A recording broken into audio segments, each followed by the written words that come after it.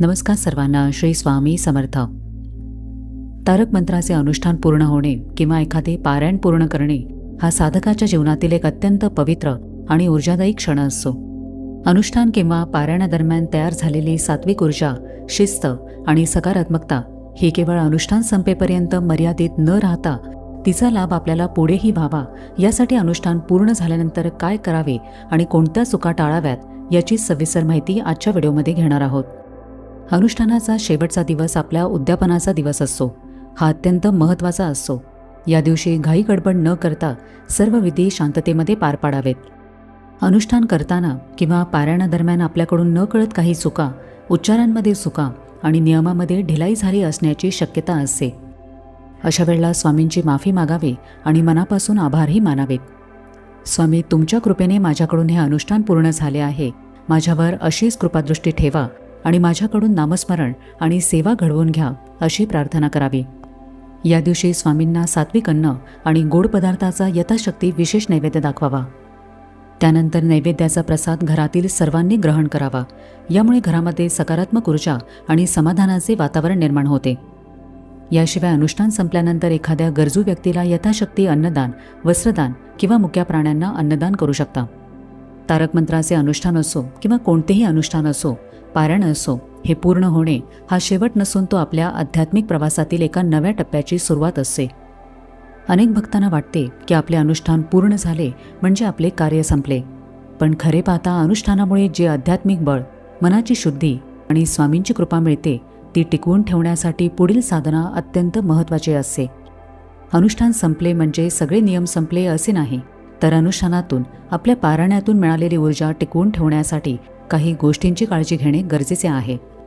अनुष्ठानादरम्यान आपण एका ठराविक शिस्तीमध्ये असतो, पण जर अनुष्ठान संपले आणि लगेच जुन्या सवयींकडे वळलो तर ती जमा झालेली सात्विक ऊर्जा कमी होऊ शकते.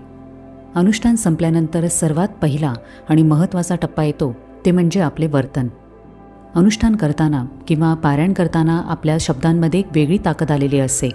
त्यामुळे अनुष्ठान संपल्यानंतर शक्य असल्यास कायमचेच कोणावरही रागवणे, कडू बोलणे, निंदा करणे, चुगली करणे पूर्णपणे टाळावे.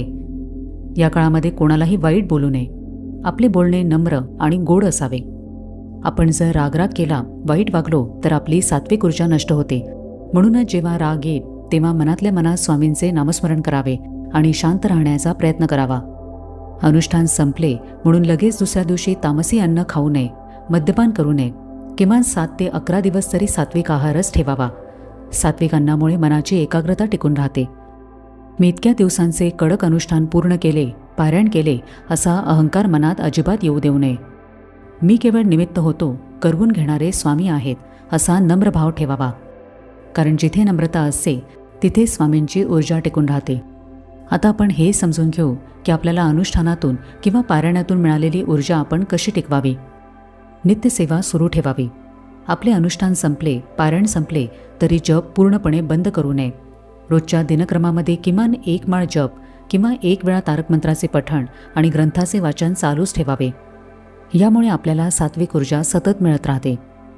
अनुष्ठान पूर्ण झाल्यावर 90% साधक एकच चूक करतात, ते म्हणजे ते रोज मोजायला लागतात की माझे अनुष्ठान संपून, माझे पारायण संपून 5 दिवस झाले, 10 दिवस झाले, अजूनही माझे काम का झाले नाही.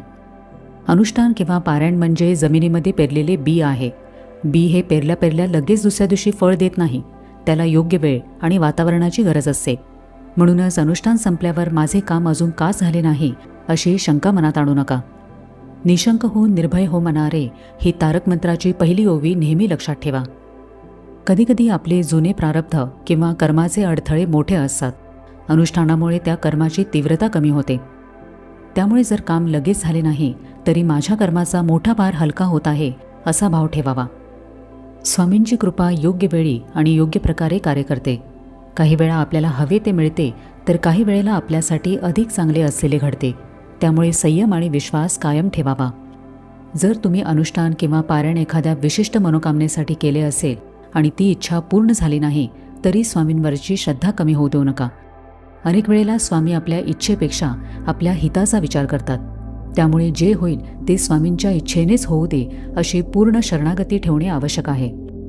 अनुष्ठानातून आणि पारायणातून मिळालेल्या सात्विक ऊर्जेचा व्यावहारिक आयुष्यामध्ये वापर करा. अनुष्ठानामुळे आपली निर्णय क्षमता आणि एकाग्रता वाढते. या वाढलेल्या आत्मविश्वासाचा वापर आपल्या करिअरमध्ये, व्यवसायात आणि कुटुंबातील अडचणी सोडवण्यासाठी करा. अनेक वेळेला अनुष्ठान करताना, पारायण करताना किंवा त्यानंतरही अचानक राग येणे किंवा मन अस्वस्थ होणे असे अनुभव येऊ शकतात. याला आध्यात्मिक भाषेमध्ये चित्तशुद्धी म्हणतात. म्हणजे अंतर्मनातील साचलेली नकारात्मकता बाहेर पडत असते.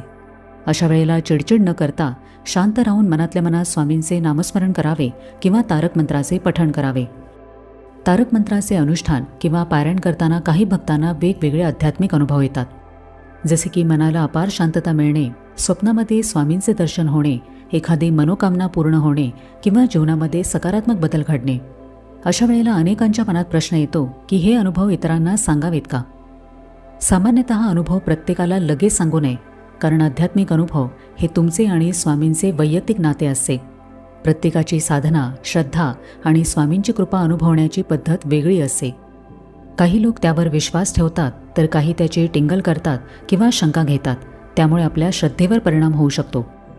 विशेषतः आपले अनुष्ठान, पारायण सुरू असताना आपले अनुभव, जपाची संख्या किंवा साधनेतील विशिष्ट गोष्टी सर्वत्र सांगणे टाळावे. यामुळे मनामध्ये अहंकार येण्याची किंवा आपल्या सेवेमध्ये व्यत्यय येण्याची शक्यता असते.